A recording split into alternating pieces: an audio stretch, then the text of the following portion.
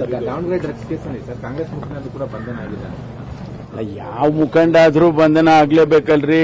ಕಾನೂನಿಗೆ ವಿರುದ್ಧವಾದಂತ ಕೆಲಸಗಳು ಮಾಡಿದ್ರೆ ಯಾರಾದ್ರೂ ಕೂಡ ಬಂಧನ ಆಗಬೇಕು, ಕಾನೂನನ್ನ ಎದುರಿಸಬೇಕು. ಅದರಲ್ಲಿ ಯಾವ ಪಕ್ಷಪಾತ್ರ ಬರೋದಿಲ್ಲ.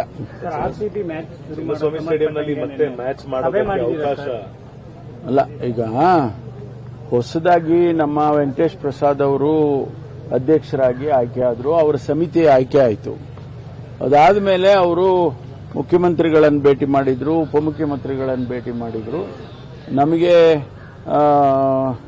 ಅವಕಾಶ ಮಾಡಿಕೊಡಿ, ಚಿನ್ನಸ್ವಾಮಿ ಸ್ಟೇಡಿಯಂನಲ್ಲಿ ಮೊದಲಿನಂತೆ ಕ್ರೀಡೆಗಳನ್ನು ಪ್ರಾರಂಭ ಮಾಡಬೇಕು ಅಂತ. ಅದಕ್ಕೆ ಕ್ಯಾಬಿನೆಟ್ ಅಲ್ಲಿ ನನಗೆ ಗೃಹ ಸಚಿವರ ಮೇಲೆ ಜವಾಬ್ದಾರಿ ಹಾಕಿದರು. ನಾವು ಈಗಾಗಲೇ ತಮಗೆ ಗೊತ್ತಿದ್ದಾಗೆ ಆ ಘಟನೆ ಆದಮೇಲೆ ನಾವು ಸಮಿತಿಯನ್ನ ರಚನೆ ಮಾಡಿ, ಇದು ಕಮಿಷನ್ ಅನ್ನ ರಚನೆ ಮಾಡಿದ್ದು. ಜಸ್ಟಿಸ್ ಕುನ್ನಾ ಅವರ ನೇತೃತ್ವದಲ್ಲಿ ಸಿಂಗಲ್ ಮ್ಯಾನ್ ಕಮಿಷನ್ ಅನ್ನ ನೇಮಕ ಮಾಡಿ ಅವರು ಒಂದಷ್ಟು ರೆಕಮೆಂಡೇಶನ್ಸ್ ಮಾಡಿದ್ದಾರೆ, ಅಬ್ಸರ್ವೇಷನ್ಸ್ ಎಲ್ಲ ಮಾಡಿದ್ದಾರೆ. ಅದರ ಜೊತೆಗೆ ಒಂದಷ್ಟು ರೆಕಮೆಂಡೇಶನ್ಸ್ ಮಾಡಿದ್ದಾರೆ. ಅದನ್ನ ನಾವು KSCA ಅವರಿಗೆ ಕಮ್ಯುನಿಕೇಟ್ ಮಾಡಿದ್ದೇವೆ. ಅವರು ಅದಕ್ಕೆ ಸ್ಪಂದಿಸಬೇಕು.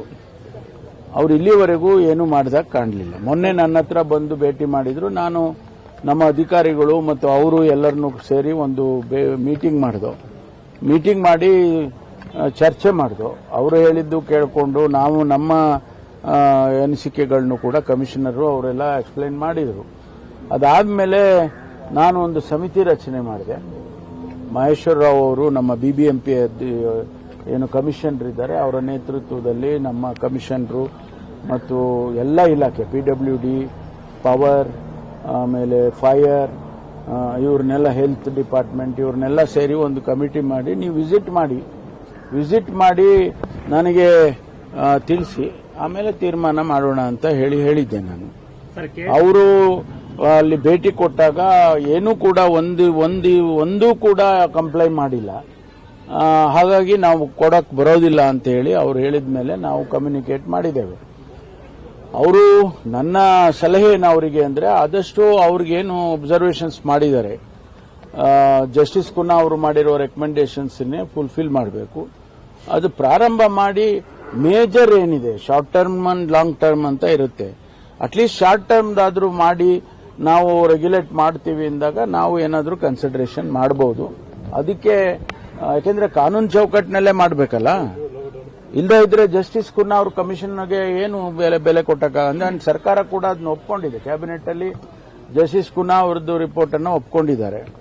ಅಂತ ಸಂದರ್ಭದಲ್ಲಿ ನಾವು ಹೇಸ್ಟಿಯಾಗಿ ಡಿಸಿಷನ್ ತಗೊಳಕ್ ಆಗೋದಿಲ್ಲ.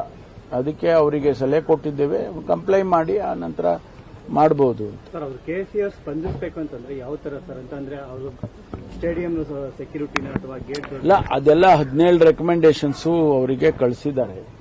ಅದನ್ನಲ್ಲಿ ಏನು ಮುಖ್ಯವಾದಂಥದ್ದು ಏನಿದೆ ಅನ್ನೋದನ್ನ ನೋಡಿ ಅದನ್ನ ನಮ್ಮ ಕಮಿಷನರ್ ತಿಳಿಸಿದ್ದಾರೆ ಅವರಿಗೆ. ಅದನ್ನ ಕಂಪ್ಲೈ ಮಾಡಿದ್ರೆ ಆಮೇಲೆ ಹಂತ ಹಂತವಾಗಿ ಮಾಡೋದಕ್ಕೆ ಆಗ್ತದೆ.